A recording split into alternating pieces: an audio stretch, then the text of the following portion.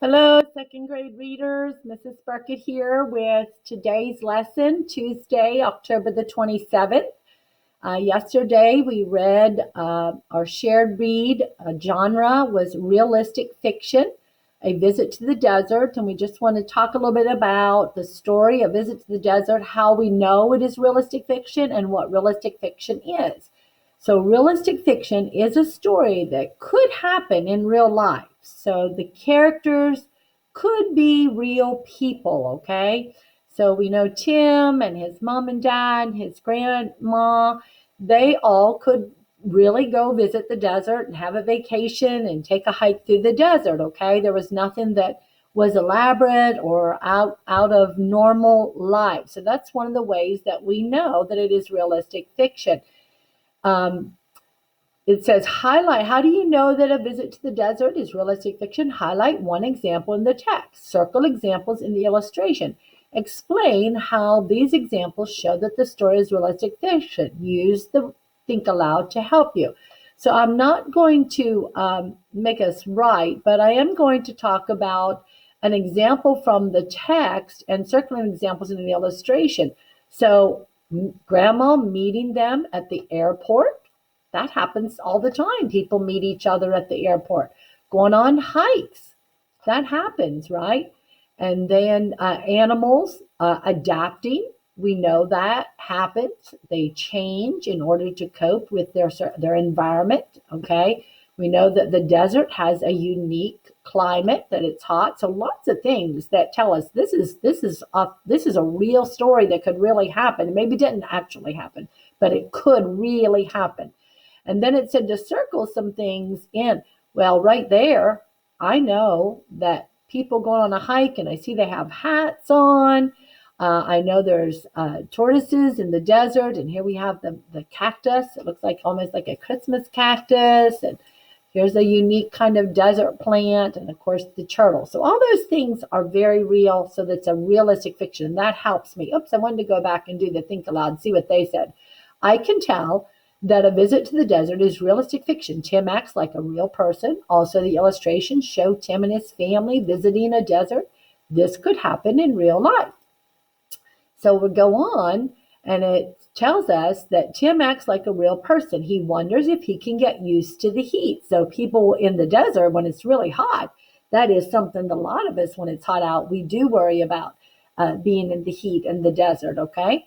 Our next skill, a turtle. Realistic fiction is a story that could happen in real life. The illustrations show me that Tim and his family are visiting a desert, and I know that could happen in real life. So then it has another page, and it says, how do you know that it's a realistic fiction, this story, A Visit to the Desert? Highlight one example in the text and use the pencil tool to circle one example in the illustration. Then use the type tool to explain how these examples show that the story is realistic fiction.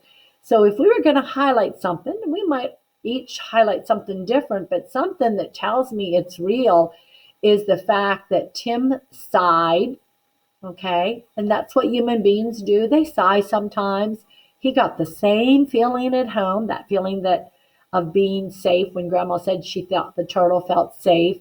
Um, and then Tim exclaiming, the animals are so unlike the animals at home. So he's noticing the difference between the desert animals and the other animals here. He had forgotten about the heat. So I see grandma said something about it will soon be time for the owl to hunt. So that tells us that grandma knows. And then it says circle an illustration. And again, we have, oops, I highlighted the jackrabbit running through the desert. That definitely is a good example to tell me, hey, this is real. There are jackrabbits in the desert, okay? So then we're going to go over and also today talk about another skill that we're working on, and that is the skill of making and confirming and revising predictions, okay? So yesterday, those who were in the classroom, I had them make some predictions about the story. It says, as you read A Visit to the Desert, you can make predictions about what might happen next in the story. How do you make predictions? How do you confirm predictions? Use what you already know and what you read in the story to help you predict or guess what might happen next. Keep reading to confirm or check to see if your prediction is correct. And I wish I could close that out, because here on this page, when Tim was looking forward to this vacation, then his parents told him the family would be visiting Grandma in Nevada. Tim was unhappy. He wanted to be with his friends this summer. So just reading that, we might predict, is Tim going to get angry or upset? Is he going to find a way to stay home and be with his friends over the summer? Is he going to find a way to go and enjoy a trip to visit Grandma in Nevada? And his mom's telling him Grandma is eager to see you and she can't wait to take you on a desert hike. So do you think, can we predict, will Tim like a desert hike? Would you like a desert hike? Would you like to go hiking in the desert? It's awful hot. You'd see a lot of different animals, unique plants. But we made a prediction. Most of us thought Tim would end up enjoying going on the hike with his grandma. And there was some that thought, oh, Tim's not going to be happy the whole time. He's not going to enjoy it. So let's see. It says, reread the passage and highlight details that help to predict whether or not Tim would like the desert. Write your prediction, then read the next passage to confirm, revise your prediction. So if we read, Tim was looking forward to his vacation, and we just read that. He wanted to be with his friends. His grandma was eager to see him. In other words, she wanted to see him. And she couldn't wait to take him on a hike. The next morning, so what do you predict? He's going to like it or not? Now, you read it yesterday, so you kind of know. So they met, and one of the things is that right away it tells us, and I'm just going to highlight the idea that they drove to the desert. As they hiked, Grandma explained that animals enjoy. That word enjoy kind of gave me a hint. I thought, is Tim enjoying it after all? And he's learning things. Sometimes we learn, I know lots of kids, science is their favorite subject, about animals. So he may be enjoying this after all. Of course, it's talking about the hot weather, and he's wondering if he could get used to this desert climate. So he may be feeling a little sticky right now. So I don't know for sure if he's really enjoying it and liking the desert, but he does maybe seem to be interested in the topics. If I go to the next page, look at that. Talking about the animals, learning about animals, those things tell me he's probably enjoying learning on this hike with his grandma. After reading the passage, I predicted that Tim would enjoy his trip to the desert. Now, I don't know if they're going to give us the next passage, but something, right here. And I guess we were supposed to go back and read some more. Let me see if I can go back.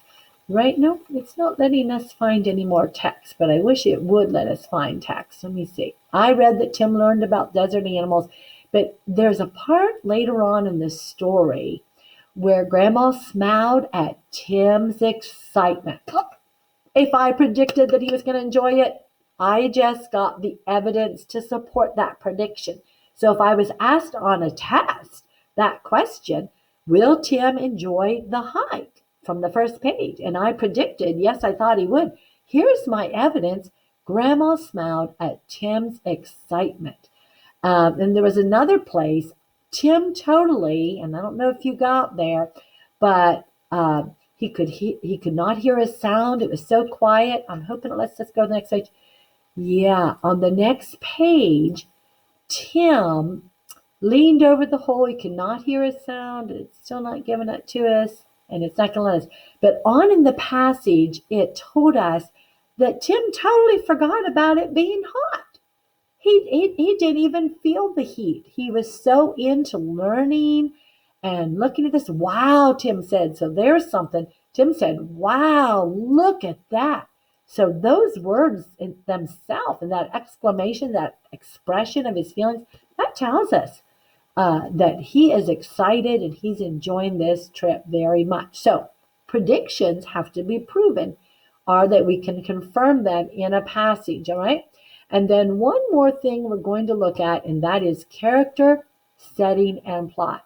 I'll bet you before I even open this up, you could name the characters in this passage about a visit to the desert, couldn't you?